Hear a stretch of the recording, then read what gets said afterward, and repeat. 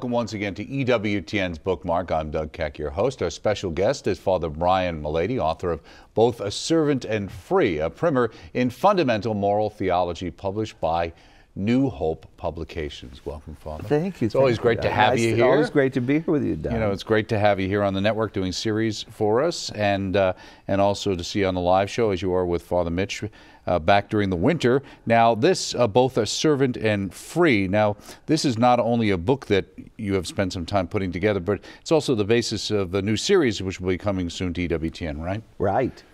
Absolutely. Yeah, we're going to have an interesting time discussing just what goes to make up our principles in Catholic moral teaching. This is a primer in fundamental moral theology, which means it's something that the average person can pick up and learn from, right? Yes, and it has to do with basic ideas, which of course, like the foundation of the building, are not always the most interesting part. Right. But if the foundation's flawed, it doesn't matter how pretty the rest of the building is, it all falls down. Right. So these are about the basic principles, yes. Okay. Now this is written by a Father Brian Thomas Beckett. Oh, there says Mullady on the end here. So that is you.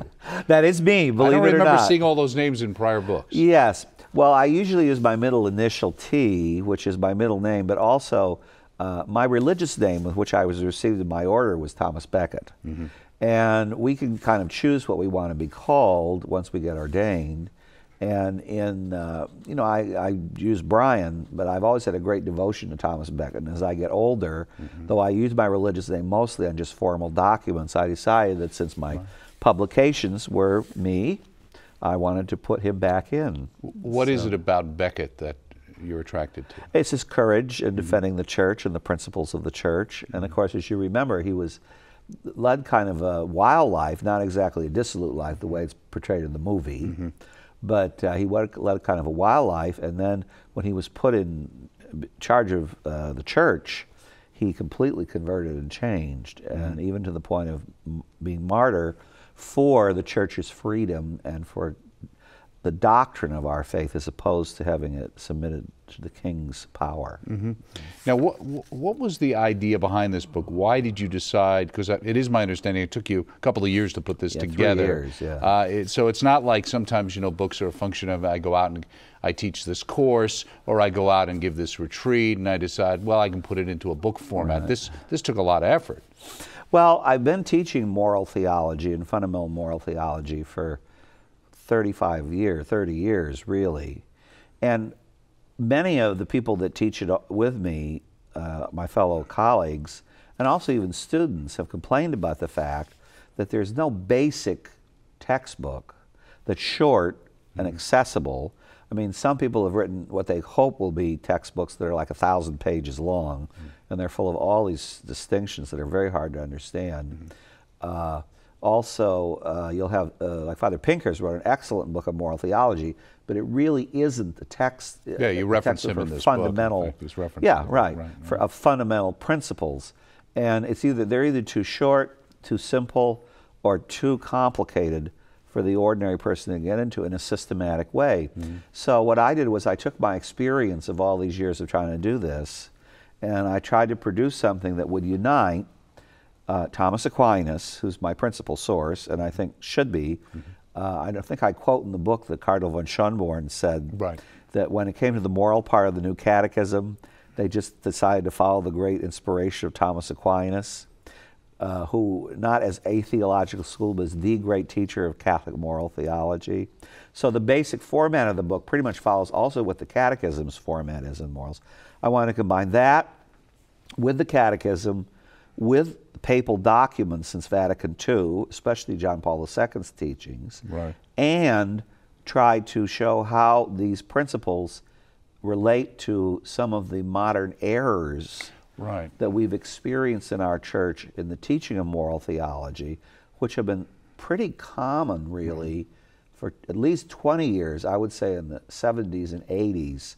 Things began to change some in the 90s, but we're still suffering from this today. Well, it was interesting even for myself to read when you highlighted some of John Paul II's documents, the Veritatis Splendor, Evangelium Vitae, you know, the reactions that were out there. Oh, yes. And the contrary statements that came out that sometimes even I wasn't aware were going on.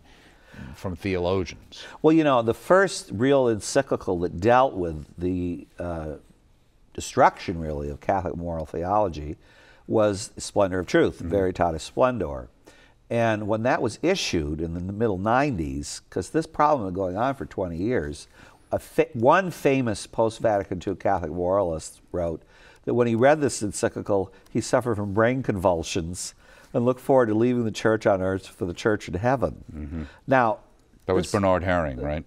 Well, yes. Yes. I mean, this is really weird. I mean, for one thing, it doesn't even address the real issues. And in that particular article, which was written in the London Tablet, he went on to say that as far as he was concerned, this was only about Humani Vitae, our teaching on birth control, though it hardly mentions the encyclical Humani Vitae. And the Pope should just admit he was wrong and he shouldn't distrust people and all this business. Well, you want to say, well, you're a public dissenter from Humani Vitae. Why should the Pope trust you? But he just went on and on and on in this very, very virulent tone and didn't really even talk exactly about the depth of what was said in the encyclical. Well, are you surprised sometimes when these things come out, A, how much anger seems to be expressed, and B, how the attack is kind of ad hominem and doesn't go to the argument? I'm surprised at that. I'm also surprised constantly with especially priests and educated priests that I talk to, that they talk all about a lot of these things without having even read the document. They're reacting to what they perceive the thing to be. You remember I wrote a book on Lumen Gentium, the decree of Vatican II. You did a series for us on it too. And I know, and I discovered that hardly anybody had ever read that document. Whoever was talking about what Vatican II talked about the church or anything.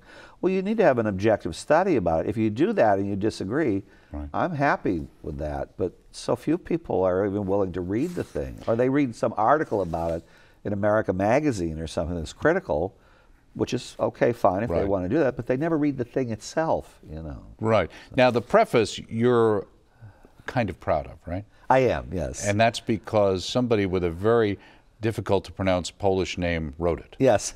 Father Wojciech Giertyk is the Pope's personal theologian.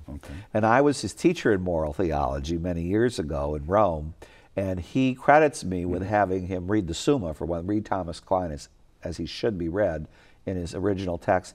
And in the preface, he lists various things that I taught him that are also things that we're trying to go about teaching in the book. So I was very pleased that he was willing to write me an introduction. Well, he says here, among the theological themes that Father Mullady introduced me to was the importance of objectivity in morality, centered around the moral object, which can be rationally known, against the proportionalist, we hear that term around, attempt to tie morals uniquely with a subjective intention. Again, we hear objective versus subjective. Well, as you know, I was just talking to someone recently who runs the Steubenville summer programs, and he was saying that the big problem we have is with young people today that they've been given the impression that if it feels good, do it, period. So everything's subjective. I can't be criticized. I kind of create my own life project, all that stuff. And that's not a new idea. In fact, that was what many of the moralists were teaching. At least it was what you could boil it down to, them teaching in the logical conclusion for 25 years in a lot of the seminaries and colleges and universities in this country. And it did filter down even to the ordinary level in the homilies that were given to lay people, or just when they went to like their catechetical programs to learn to be catechists, what they were taught. I remember some permanent deacon who told me that I was living in outer space to even suggest to a prospective married couple that they shouldn't be living together.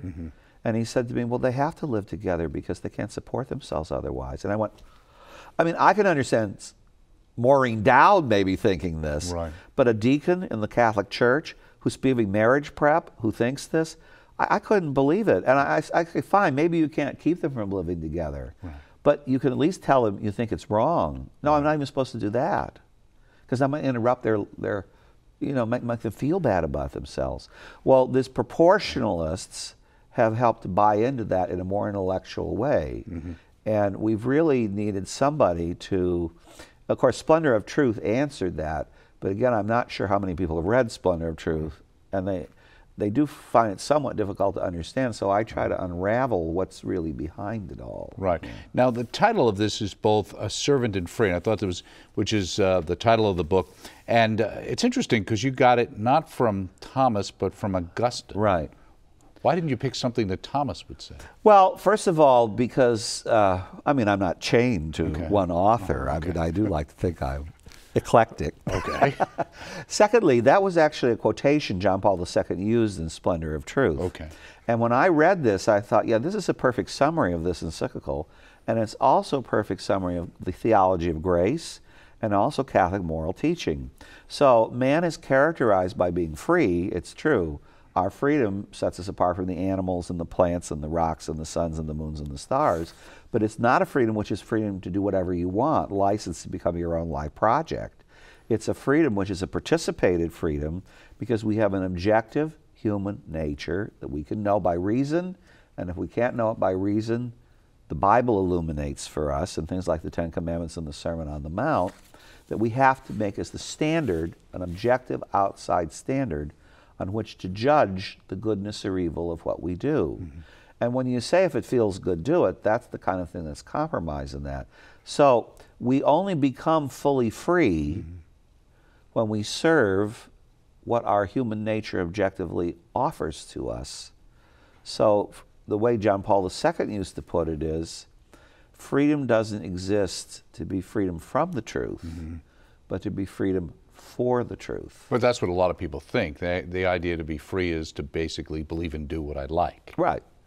My conscience is my guide, and my conscience is my own life project, and I have no outside standards by which my conscience should be judged. If my conscience tells me this should be true, then it's true, period. Right. And I don't need to ask a pope, ask a priest, ask the scriptures, ask Aristotle. You can go down the list. Right. Ask anybody outside of me what the truth of forming myself should be. Well, it's true that you form your conscience. It's true that your conscience speaks to you individually, the voice of God. But because we're not just ourselves alone, but we have this nature that we share with the whole human race, certain things that my conscience should tell me are already predetermined as things that can't fulfill me as a person. And if I think they can, then I have a mistaken conscience. In other words, this is a process of reasoning, like any process of reasoning. It's not only right, but it can also be wrong. And if you follow a wrong process of reasoning, in theoretical things you come to a wrong conclusion, you learn falsity. In practical terms, you commit evil. Right, right. Now, you say here in the introduction, the real difficulty in moral theology has always been to preserve a healthy respect for the law, which you call the servant aspect, while also encouraging the interior formation in love, which the truth of the law seeks to inculcate in human life, the aspect of freedom. Right. Yeah. First of all, many people have the idea that law is just a competition of wills, where, again, law is an expression of truth. Now, as you know, there's many kinds of law. In the United States, in the Western world, since the 18th century, we've tended to reduce law to the laws human beings make, which is okay, that's an authentic kind of law. But there are other sources for that law that have to be respected that people in the Western world don't talk about, like the natural law or God's law, divine law. And unfortunately, I remember when Clarence Thomas became a Supreme Court Justice, he mentioned natural law, and they practically laughed him out of the court. Right. I once wrote, I won't tell you who it was to, but I once wrote to a Catholic politician who was basically claiming that he was personally against abortion, but he had to vote for it, and whatever, this was the law of the land. And I said, okay, well, you may have to enforce this law as long as it's on the books, but the least you can do is say you disagree with it, that you don't think it's right, a right law, and et cetera, et cetera. So he wrote back a response, and he said in this letter, the natural law no longer applies. Okay. Well, if that no longer applies, there is no objective human nature. It's human will that creates right and wrong. And it can be my will as an individual, it could be the will of the king or the will of the Congress. So the will of the Congress not only makes laws that implement my nature and help me to apply it, but they actually create my nature. So today, if the will of the Congress and the President is that a baby in the womb has a right to life, then they have a right to life. If tomorrow they decide they don't, then they don't. And there's no standard further that they can be judged by, even looking at the baby himself or herself to see if their spirit's in a subjective right. Right, You know? and also a woman can decide if she wants the child, it's a baby. If she doesn't, it's not a baby. Right. It's her subjective perception that makes it to be what it is. That's objectively what it is. That's right. Well, it's one of the things too that struck me in reading through. You talk about Rahner and different philosophers or theologians that we hear their names mentioned over the years, especially kind of coming out of Vatican II. But one of these, Descartes, who people hear, everybody learns about him in school. But here's a phrase which was actually, I associate with a rock and roll album from the 80s called Ghost in the Machine. Yes. What is Ghost in the Machine? Well, Descartes didn't think you could arrive at spiritual truths through physical experience, sensible experiences, like Aristotle. So basically, he divorced spirit from matter. So his idea of the soul is like a person, the soul inhabits the body like a person sits in a car. The ghost would be the spirit, the car would be the body. Now, if I drive a Mercedes or a Toyota or whatever, that doesn't say anything about me as a person. I mean, I'm the same person whichever car I'm in. So there's no necessary relationship between spirit and matter there, or between the actions that I do with my body and how I spiritually form my soul. So, as you know, Catholicism has always been of the idea, following Aristotle, that the spirit and the body are in essential relationship with each other. They have an influence on each other, and you can't divorce them from each other and treat them like they're two totally separate things. Well, one of the things that struck me in reading this book was you talk about the one spiritual soul underlies all the powers in man. Before the powers which go to make up the human act are treated, and you talk about it. But the whole idea of the soul, now that's something you don't hear a lot about the soul anymore. No, Is that part of the problem? That's one of the problems, right? Okay. Right. The soul is actually the life principle. And animals have a soul. I remember I taught some sisters who are very traditional sisters, and I was telling them how animals and plants have a soul. They said, what? What? Because they have a life force, but their soul is not immortal. I mean, it's not a spirit. So they have a life force. Otherwise, they couldn't have organisms, and they couldn't be, have a sensible identity, like a dog has an identity, a cat has an identity. But it's not a spiritual identity. Whereas in human beings, you have, of course, this, at least Aristotle believed this, and so did Plato, although they did it for different reasons. So reason can investigate this. I think the scriptures also proclaim this. You have this immortal spirit that is in absolute union with a particular human body. And that's the life force that underlies everything we do. And as a result, what we feel has an influence over what we think has an influence over what we feel. Even, as you know, when you have a migraine headache, it's very hard to think because you can't get your forces all together, and that shows there's an influence of all these powers on each other. A child who has never tasted chocolate and so does not know what chocolate is cannot cry for it. Why is that important to understand? Because many people play off truth and love, law and love. So they'll say, as long as I'm loving, it doesn't matter what I'm loving, because knowledge has nothing to do with love. Other people will say, well, as long as you can pass a test in ethics, you're fine. You don't have to will any of it. Well, nothing is willed unless it's first foreknown. Nothing is appreciated as a good, crying for chocolate. I don't get my chocolate and I think it's a good, I taste good, without I've actually tasted it, to know it, as something which is important for me. So it shows that freedom in man is made up of both the intellect and the will, and law and love have to go together, and they can't be played off against each other as though they were enemies or an alien force. So may be loving, but never tell me I have a duty. Or as long as I be duteous, with my teeth grit, I don't have to be loving. Okay. Yeah. Okay. Now, in Chapter 2, you say, in the post-Vatican II Church, the Council Fathers sought a renewal of moral theology, and especially an evident reconnection of the Scriptures with the questions of virtue as well as sin. So why did they need to do that, or felt the need to do that? Yes. This is an important point for what we're dealing with today. after the Council of Trent, which occurred in the 16th century in reaction to the Protestant Reformation, before that there were no seminaries. And people being trained to hear confessions, it was kind of hit and miss. If they went to a good university, they got a good training. But if they didn't, it was very hit and miss. And one of the things that caused the Protestant Reformation, as you recall, was a lack of education in the clergy. So to remedy this, they established seminaries, and to do this, they had to have courses of study. And one of the things they did was they separated doctrine from morals, which really aren't separate studies. What you believe about God, you have to practice. But they did this primarily so they could focus on preparing a priest to hear confession. Also, the traditional scriptural source for morals is the commandments.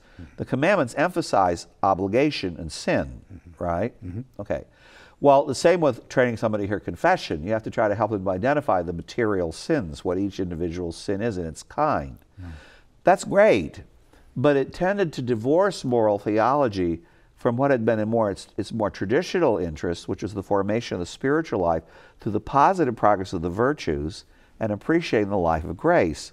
So what the Council Fathers said was, okay, we've been really interested in identifying the sins, and that's a good idea. The moral manuals that priests read before Vatican II and all have been very good in that, but we need to have a re-emphasis on the fact that the spiritual life and the life of virtue, positive things, are equally important in this. And also, the Dominican approach following St. Thomas has always been, first you talk about the virtues, then you talk about the sins. Many Catholics characterize, anyway, this may be an unfair characterization, their experience before Vatican II is just feeling guilty about sin. Whereas there's all these wonderful virtues, and why on earth would you care about sin except that it keeps you from being virtuous and going to heaven? So unless you can understand what a healthy person's like spiritually, it's really difficult to appreciate why the sickness is the sickness. Okay. Now, later on in that chapter, you talk about intrinsic evil. Right. And you note that because in recent years there have been many otherwise credible Catholic authors who maintain that the Church has changed her moral teaching several times in history. You quote actually John Noonan, who I guess said there was 4 different examples of it. Has the Church changed teachings like that? Well, Judge Noonan, who's a credible Catholic author, he has, and I respect greatly, but I think he's mistaken on this point. I think he's looking at moral teaching more as a judge or a lawyer would than as a moralist. No, I don't believe the Church has changed her teaching. Some theologians would say that you're insane or stupid to say that. One of the classic examples is slavery. Another classic example is religious freedom. And another classic example is, usury. Now, just 2 of those, this is a short thing I like to address. The Church has always thought slavery was evil, but it was tolerated as an evil for many centuries because in the ancient world, it was the basis for the economy. And had they done away with it, it would have caused economic chaos completely. It's true that when the Industrial Revolution came along, the means of production were more developed and things like that. Economies could be based on other things. The Church then formally stated that, but we didn't have to know about the French Revolution to know that, all right? The religious freedom thing, I think, is a fairly easy thing to answer, though many people think my answer is not true about this. When Vatican II affirms religious freedom, they're talking about the right of a person in their wills to embrace the truth. It shouldn't be forced or coerced to do that. And especially the state shouldn't do that. When Pius IX, in the Syllabus of Errors in the 19th century, condemned religious freedom as a pernicious error, what he was condemning was the idea that all religions are the same, like which is what the Masons kind think. of Yeah, thing, the syncretism. Okay. They're all equally true. Okay. So one's talking about the truth of the intellect, the other's talking about the freedom of the good. will. That's a good way to think of it. Right. That makes sense to me. Right. Now, you also talk about things that we hear about a lot, the fundamental option. You don't hear it as much, but what was that? It was big in the 70s. Right. The fundamental option was one of the first post-Vatican II moral traditions that was really kind of off base. It reflected existentialist philosophy, which was, existentialist philosophy is basically against the idea of essences, that there are things that are always and everywhere the same. That what you do is you take a thing the way it is, and since there isn't a thing that's always and everywhere the same, you sort of, by doing, create the thing, in a sense you could say. So when it comes to man, what they said was there's no single choice any person can ever make that so totally represents themselves, especially with regard to God, that it could be, for example, a mortal sin. So there's no individual deed, missing Mass on Sunday, murder, whatever, that's a mortal sin. It has to be this general attitude you have toward life. Well, as a result, people who've been taught, and this teaching is still in effect, that for confession to be integral, all mortal sins must be confessed if remembered, kind and number, just stop confessing individual sins, and they stop examining their conscience about individual sins. Well, this can't be sustained. Right. It's not what the Church teaches. Right, and it's not what you point out in this book, which is a very interesting book that the average person, I think, can pick up and get through and learn quite a bit and get some good basic understanding of Catholic moral theology. Thank you for all your fine work. Thank you, Don. Good to have you here. Thank you for your new series, talking with the one and only Father Brian Mullady, author of Both a Servant and Free, a primer in fundamental moral theology. And it's published by New Hope Publications, available through the EWTN Religious Catalog. Highly recommended. Check it out, and check us out next time right here on EWTN's Bookmark.